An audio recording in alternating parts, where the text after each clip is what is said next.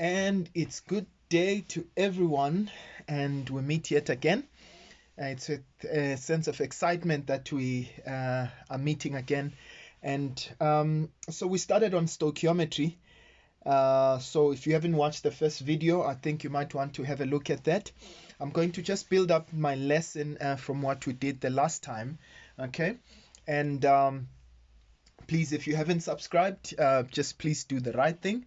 Okay, and yeah, if you like this lesson, just give it a thumbs up. Okay, by the way, just make sure that you also can send questions if you have any questions. My email is mlungisi.m.nkosi. That's my name, .m for Mary, .nkosi@gmail.com. Right, so let's get started. So the last time when we were talking about stoichiometry, what we did cover was how to actually work with stoichiometric coefficients. What did we mean with that? So we had, I had made an example with baking, okay? And I said, suppose that we had 3 cups of flour plus 1 cup of sugar, and that gives us 6 muffins. Now, I showed you how, in essence, we are going to follow this ratio anytime that we wanted to bake muffins, okay? Now, what I want to do today is I want us to translate this into the language of chemistry, okay? As I said to you, if you don't understand about this formula, flour and sugar and all of that, please just make it a point that you do view the video that I produced before this on stoichiometry, right? So now I want to build up from that, okay? So now when it comes to chemistry, in the kitchen we used cups, so every time that you want to bake, remember, all you do is you convert. So even if I were to give you a big bag of flour, when you want to bake, you first convert that flour into cups, isn't it? Okay, the same thing with sugar as well, right? So in baking we use cups, but in chemistry we use moles. Now, ladies and gents, I want you to listen to me for the next couple of minutes, and I want to say something quite important, right? So suppose that we are given a chemical reaction, okay? So let's say I'm going to take the Haber process. You could have taken any other, by the way. So that's the reaction between nitrogen and 3 hydrogens, and what they produce is ammonia. Okay, so that's 2NH3. Okay, and all of those exist in gaseous phase, right? Now, what do I have there? This is a chemical formula. This is a chemical equation, okay? Right? And what does it say? Please, I want you to note what I'm going to say. Remember, when it came to baking, we used those coefficients and we said these represent the number of cups. When it comes to chemistry, we use these coefficients. Of course, here, because I don't have a number, so that means there's a 1 there, right? So that's 1 mole. So we use moles in chemistry, right? So it means 1 mole of nitrogen must react with 3 moles of hydrogen to produce 2 moles of ammonia. Of course, it's always important for us to have a balanced equation or a balanced reaction, right? So just to check if it's balanced, we've got 2 nitrogens there. Of course, when you go to the other side, you've got 2 nitrogens as well. 2 times 1, that's 2, right? And then when it comes to hydrogens, you've got 3 H2. So that's 3 multiplied by 2, which means you've got 6 hydrogens. And of course, on the other side, you've got 2 times 3 hydrogens, and that gives you 6 hydrogens. So this is a balanced reaction. Now, ladies and gents, what is important? What is important is that now we know the ratios of mixing, the basic ratio in which these reactants will react, and the ratio of the product that will be produced. Okay, Right. So that becomes very important. Now, suppose that they give you any of the information, right, in any other unit. So when we do stoichiometry, what we always will do, our conversion is that we'll always start with number of moles first. So suppose they had given me nitrogen, they had given me the mass of nitrogen, right? Remember, I cannot go and make a calculation on stoichiometry, right, without first converting that into number of moles. So I want you to think of the process of stoichiometry in this way. Okay, right. So if you start with any amount, say they give you mass, okay, or they give you volume, or they give you concentration. All right. So as long as it is not in moles, what you need to do first is to convert it into moles. Okay, and I'm going to show you how we do that, right? So the first thing that I'm going to do is I'm going to convert that first into moles, right? So if I've given mass, I convert that into concentration, into moles rather. If I am given volume, I convert that into moles. If I'm given concentration, I convert that into moles. Now, the second thing that you're going to do, now that you've got your moles or the moles of one of them, right, you can now take the stoichiometric coefficients and use them, right? So now you can actually use the ratios, right? Now you can use the ratios, right? You can use their stoichiometric coefficients, those coefficients there, 1, 3, and 2. You can use those ratios in order now to determine the other one that is unknown. Ladies and gents, please note, you cannot move from mass of this to mass of that. What you need to do is first convert it to moles, then you can determine what the moles of that one is. Now, suppose they wanted you to calculate the mass of nitrogen or of ammonia, NH3. So you are first, and you are given the mass of that. So you're first going to convert to moles, use the ratio, and then you can now convert it back into any of the other amounts. So it can either be mass, it can be volume, okay, and it can be concentration. So what am I trying to say? If they've given you that in terms of number of moles, then it means half the work is done because already we are here. Okay, right. So as we are going to do a question, ladies and gents, I'm going to take a question right now, and I want you to see how I'm going to apply this this method. Okay, so every time that I apply this method, I want you to please note that at the end of the day, all that we want to do is just give some respect, to the process of chemistry. Well, I'm going to say this adage again. Number of moles are to chemistry what cups are to the kitchen. So it means in the kitchen we work with cups, and in chemistry we work with number of moles. Okay? Right. Now, before we go into that, I want us to see, if it's so important to work with number of moles, how do I convert mass into moles? Right. And I want you to note, for those of you who are in matric or in varsity, who need to refer back to this, okay? Remember, you've got those formulas, and I'm going to show you from the past exam paper, right? Where those come from, or rather where they are in your formula data sheet, right?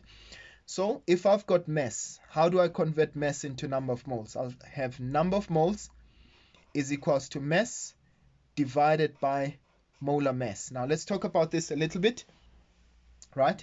So in this case, what do I have there? I've got number of moles, which is what I actually want to convert to. Or if you want to convert from moles to mass, you still use the same formula, right? But please note that your mass must be in grams, okay? And usually we say molar mass, that's in grams per mole. And by the way, just for you to note, where do we get this molar mass from?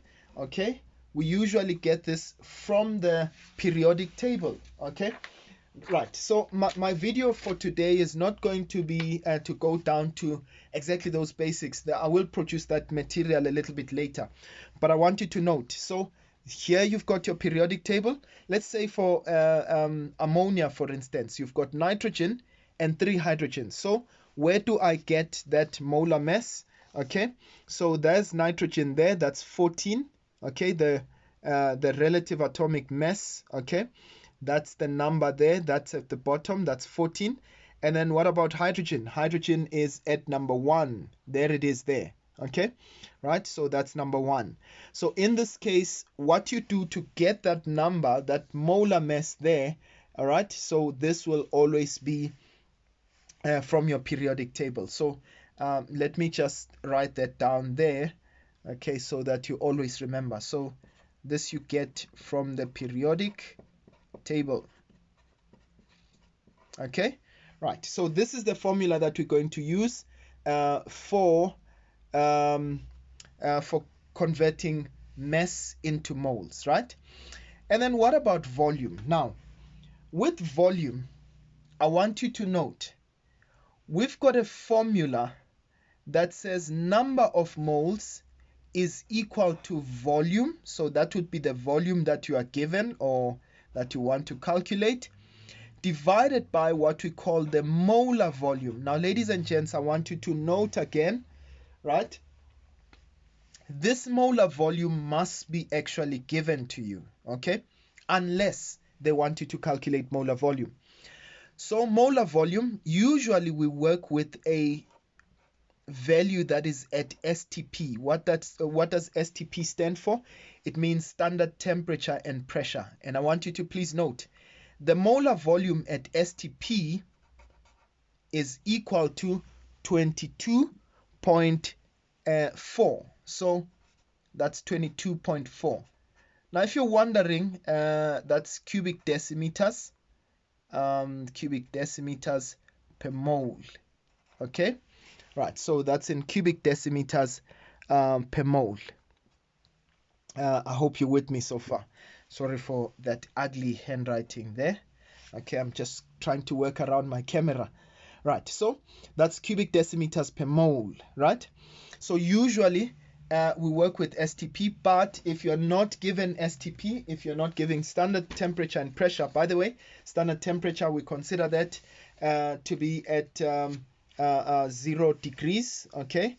And standard pressure, that would be at 1 atmosphere, that's 100 kilopascals approximately, so 101.3 kilopascals.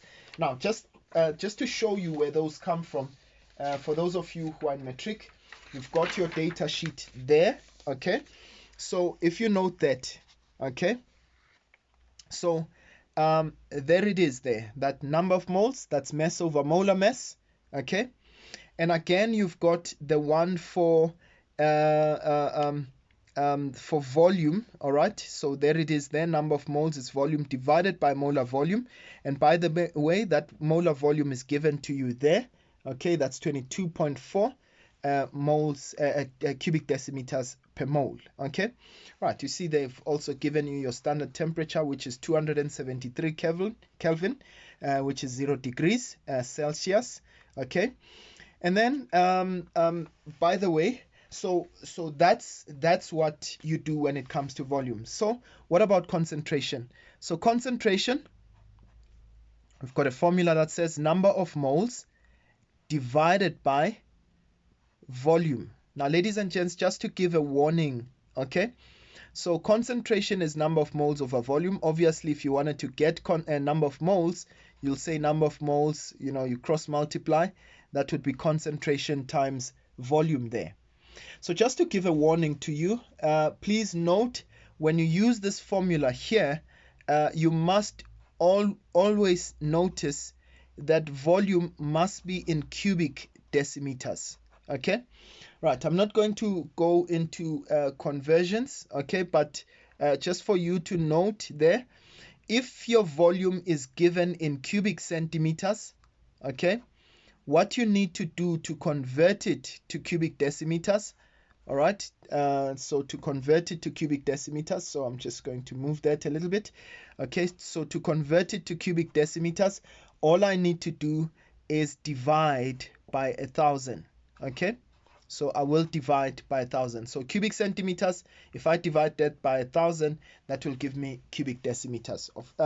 As I said, ladies and gents, I'm not going to really dedicate much of this video's time into going into those conversions. Okay, perhaps we'll do that another time when I am dealing with conversions. Okay, right, so this is where we are. And by the way, just note once again, okay, when dealing with concentration, okay, so because we know number of moles is mass divided by molar mass, so concentration can also be mass over molar mass. Remember, this is number of moles divided by volume. So you kind of use that when you want to convert from mass to concentration.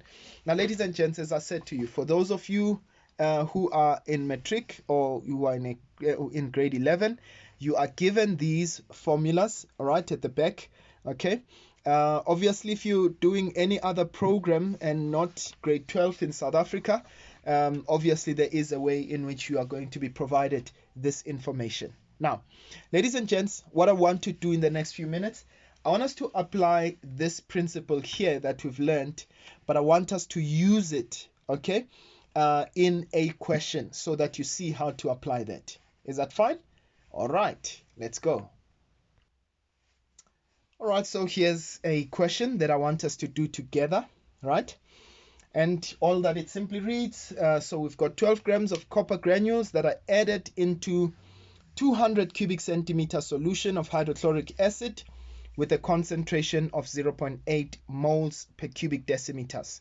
All right, so a reaction occurs according to the following balanced equation. So there's our equation there.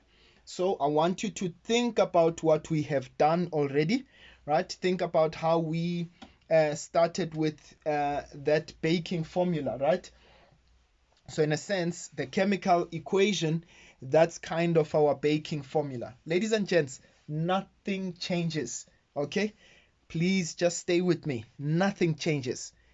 Exactly as what we did the last time when we're doing that with baking, we are going to follow exactly the same process when it comes to us talking about number of moles. So just stay with me a little bit, okay? So let's do that together. So we've got a balanced equation, okay? So already they've given us the balanced equation. And what did they tell us? They told us that copper, all right, sorry that I'm rewriting it again, okay? It's just for the sake of emphasis, okay?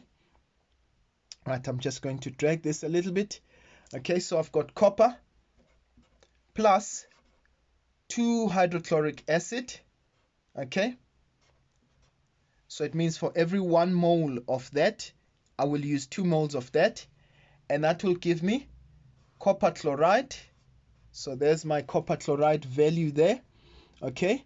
And obviously, once I've got that copper chloride, I also have hydrogen, okay? So there's my hydrogen value there, okay? Right, so now they say the first thing that I need to do, calculate the moles, right, of copper. So it means I want to just find out what are the number of moles of copper. The reason why I included this question is that at least it shows us how do we work from mass to moles. Now look at this. Then they say to us, identify the limiting agent or the limiting reagent, right? So as we did the last time, I'm going to do exactly what we did in our previous video when determining the limiting reagent. Now let's do that. So 12 grams of copper, how am I going to convert that? Remember, we don't work with mass, but we work with moles, okay? So I'm going to simply say, okay, I want to find out the number of moles of copper. right? I'm given the mass of copper. So how am I going to answer number 1? I'll say number of moles, that's equal to mass divided by the molar mass. Okay, so what's my mass? That's 12. Okay, remember that's in grams already, so I don't need to convert anything, right? So 12 divided by, right? So where do we get the molar mass? Remember, we said the molar mass comes from our periodic table. Okay, so let me just open it there. So you go to your periodic table and you check what's the molar mass of copper. All right, so can you see there's copper there, 63.5. So that's the value that we're going to use. Okay, so that's 63.5. Okay, so that's 12 divided by 63.5. Let's do that quickly. 63.5, and that gives us 0.19. Okay, I'm going to round this value off, 0.19. Okay, going to round it off to two significant figures. So 0.19, and remember that is now in moles. Now this is in the correct units. Can you see? So if we wanted to work with it, it's now in the correct units. And then they say to us, identify the limiting reagent. Now, I want to just get into this a little bit. Okay. Now remember, we said the limiting reagent, if I've got two reactants that I have, right? The limiting reagent is going to be the one that runs out first. So if it runs out, if copper runs out and you still have hydrochloric acid, remember, you therefore cannot continue to produce any more of your products, right? So in the same way, if you run out of hydrochloric acid, even if you still had some amount of copper that's still left, right, you will not be able to produce any of the products, right? So the limiting reagent is the one that's going to actually run out first. As a result, it's going to limit the amount of products that we produce. Okay, so now let's identify. We said, how do we identify the limiting reagent? Okay, so I'm going to do this method. Okay, and all I do is, let me first assume that copper is my limiting reagent. Let's see. If I'm going to use copper and hydrogen. You could easily use copper and copper chloride. There's nothing wrong with that. Okay, I'm just going to use hydrogen as my product. If I use all of the copper that I have, right, how much hydrogen am I going to produce? Now look at this. What's my ratio? My ratio says for every one of that, I produce one of that. You remember our steps? We said you first convert to moles, right? Now I've got copper in moles. And then once you've got moles, then you use your ratios. Okay, so now I'm using my ratios and I'm saying for every one of that, there's one of that. So it means for every 1 mole of copper, I will produce 1 mole of hydrogen. Can you see that? So my question is, for 0.19 moles of copper, how much hydrogen am I going to produce? Okay, so I'm going to, let's just use X, right? So how much hydrogen am I going to produce? And remember, I said you cross multiply here, right? Okay, so I'm going to just take the coefficients, X times 1, that's going to be X, okay? And 0.19 times 1, that's 0.19. Now, ladies and gents, I want you to understand what I'm doing here. I'm just trying to find out if copper was my limiting reagent, how much hydrogen would it be able to give me, right? And according to this, it means it will be able to give me 0.19 moles. Now, we cannot make a conclusion based on that, right? Now, let's find out if hydrochloric acid, HCl, was our limiting reagent, how much hydrogen would we be able to produce? Remember, we want to compare so that we can be able to make a determination, right? So I'm going to say, okay, first of all, what do we have on hydrochloric acid? Do we have the moles? All right, I'm hearing someone say, no, we don't have the moles, right? What are we given? We're given the concentration as well as the volume, right? So now, which formula do I use to convert that into moles? Yeah, right, so that's concentration, number of moles divided by the volume, right? So I've got the concentration. They told me it's 0.8. I want the number of moles, okay? And I've got the volume, but please note, my volume is given in cubic centimeters. So how do I convert it to cubic decimeters? We said we divide that by 1,000, okay? Right, so in this case, what would be my volume? It would be 200, okay? Divide by 1,000, and this would give us 0.2 cubic decimeters, okay? Right, so that will give us 0.2 cubic decimeters. So I'm going to use that value over there. So this is going to be 0.2, and obviously can make that over 1, and you cross multiply. So therefore n, that's 0.8 times 0.2. That should give us 0.16, I believe. Okay. Times 0.2. Okay, right, so that gives us 0.16 moles. Now note once again, what did I calculate just now? I just calculated the moles of what? Of hydrochloric acid. So it means these are the number of moles of hydrochloric acid that are available, right? Now, assuming that hydrochloric acid is my limiting reagent, remember, I'm not saying that it is. I want to do that for the purposes of just comparing between the two, right? So I'm going to do that. Go to, now I've found number of moles. The second thing, I'm going to use my ratios once again, right?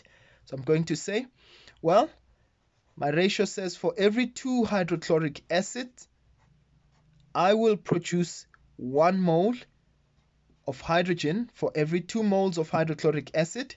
Okay, there's my formula there. For every 2, there's 1. Okay, so for every 2 moles of hydrochloric acid, I produce 1 mole of hydrogen, right?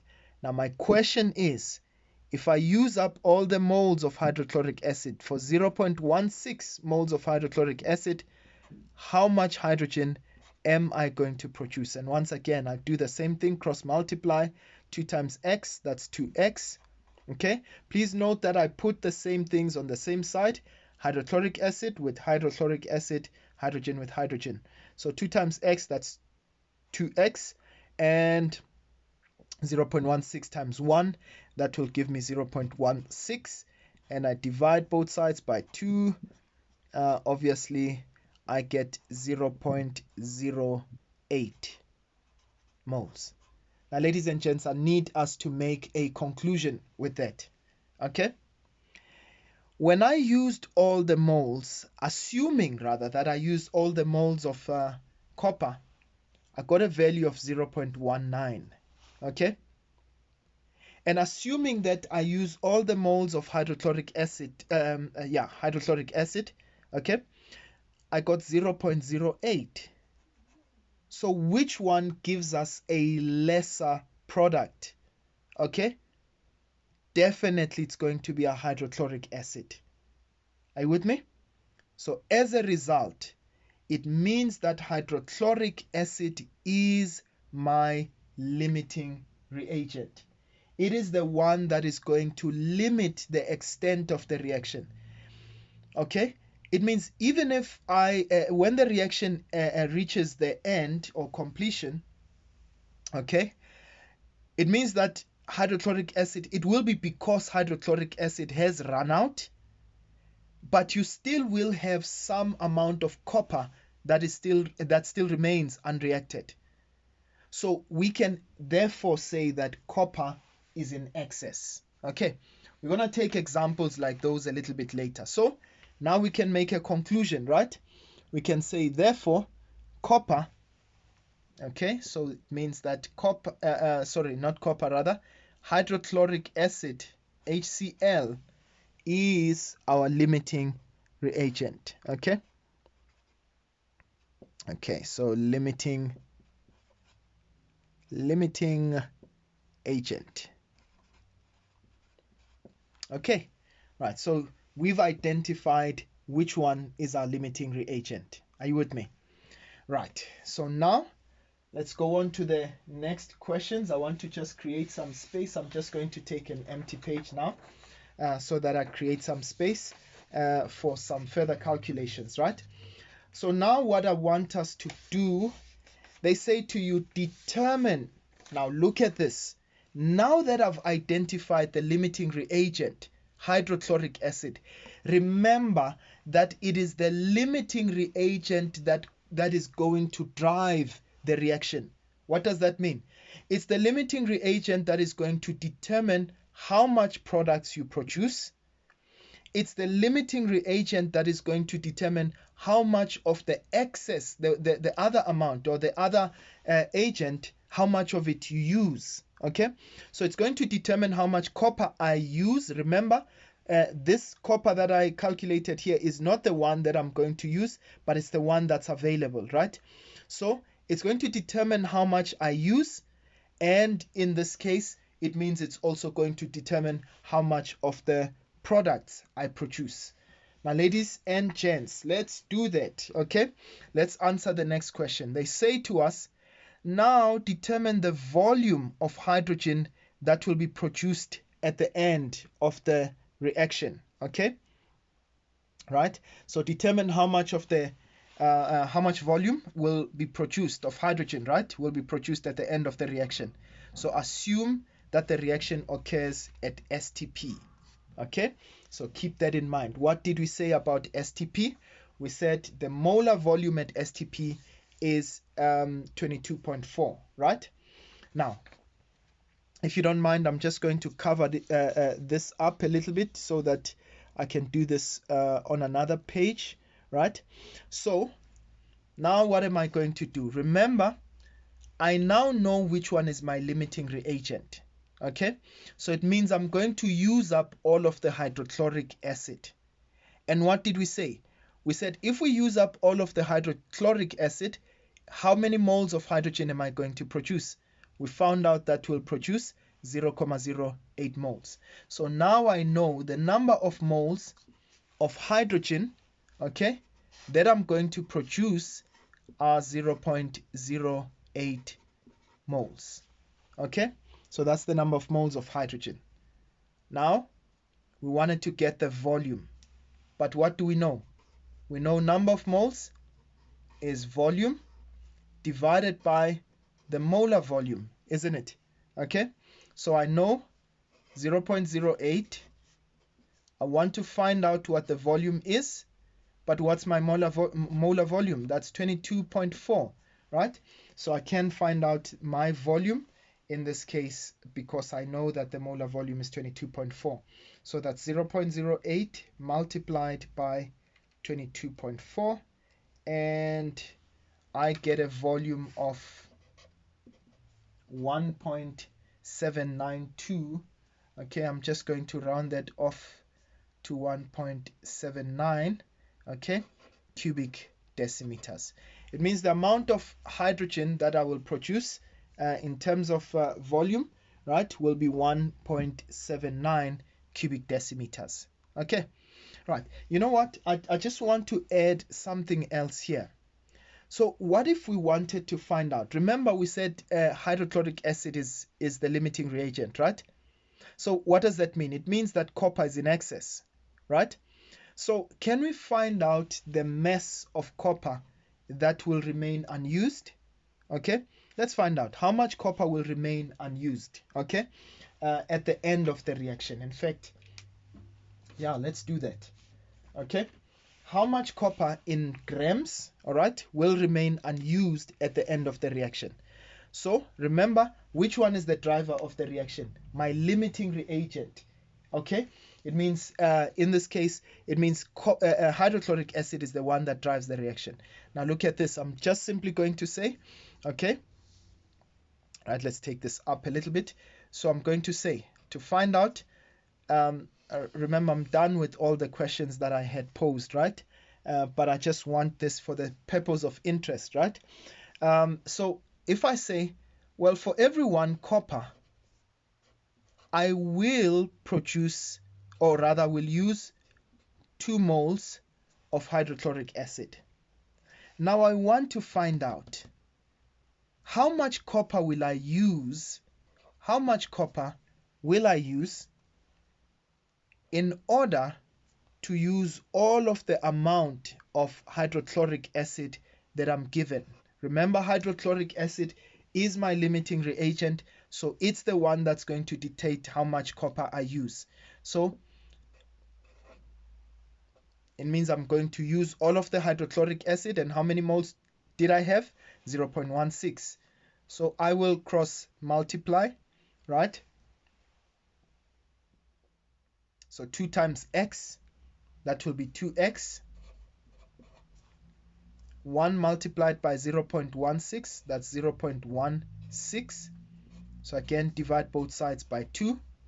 Okay, so it means the amount of moles of copper that I'm going to use, remember, that are going to react, okay, it's 0.08 moles.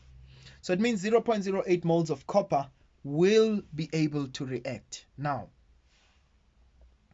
how then can I get the excess amount of copper? It means the one that will remain unused. I will say, okay, but I know what the total was. What was the total amount of copper that I had? It was 0.19, right? How much did I use?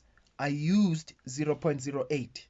So it means the number of moles that will remain unused.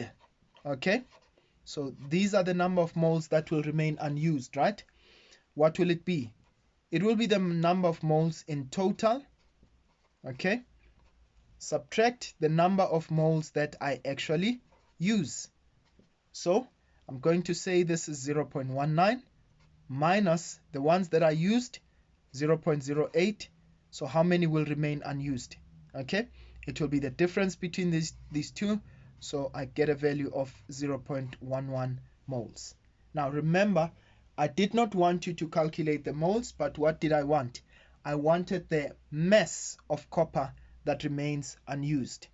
Okay, so how am I going to get that mass? All right, so I'm converting from moles to mass. Okay, so number of moles, that's mass over molar mass. Okay, so the number of moles that are unused, that's 0.11. What is my mass? That's what I want to get. But the molar mass of copper, because we used it before, that's 63.5. Okay, so we can cross multiply. Okay, I'm going to just continue over to that side. So it means that my mass, okay, m times 1 is that. So 0.11 multiplied by 63.5 times 63.5, and we get a value of 6.985. Okay, I'm just simply going to round it off to 7 grams. So it means that the mass of copper is approximately 7 grams. It means 7 grams of copper will remain unused. Okay, right, notice once again, ladies and gents, what did we do? You see how we followed that process? We determined the number of moles. We used our ratios. All right, look at that ratio and proportion method, and then we determined the moles at the end, okay, or the ones that you used at the end. And then once you've got the moles, then you can convert back into the other factors. Look at how we did that even with calculating the volume of hydrogen, right? We determined number of moles. We used our ratio to find out the moles of hydrogen, okay? And we used those moles of hydrogen at the end to determine the volume of it, okay? Right, so I want to leave this lesson here. Right, we're going to take this a little bit further. As I said, I'm going to be adding one lesson after another on stoichiometry so that you learn to appreciate how to actually go about doing questions on stoichiometry. So in the next question, or in the next session, what we'll be doing is I'm going to make sure that I teach you how to calculate the percentage yield of something, okay? And I want you to please note, ladies and gents, nothing changes. This method, by the way, will save you from a lot of headaches and a lot of cancellations. I hope you enjoyed the lesson. All right, and please just don't forget to like the page and just give a thumbs up to the lesson if you found it helpful. Okay, and see you guys next time. Thank you for watching. Sharp, sharp.